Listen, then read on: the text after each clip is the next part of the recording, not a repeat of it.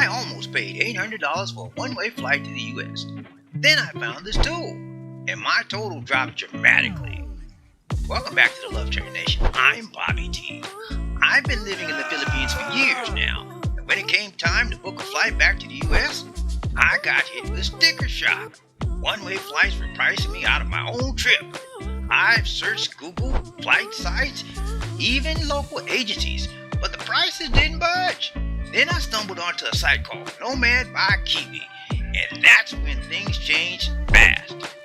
This thing doesn't just compare prices, it reroutes your whole journey to find hidden deals you'd never think to check.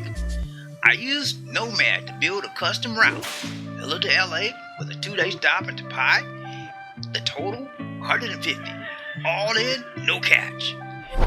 Here's some tips for first-time users. Don't forget to turn on incognito mode. Be flexible with your airports. Sometimes flying out of Clark instead of Manila makes a big difference. Always double-check layover rules and visa requirements. Why airlines don't want you knowing this?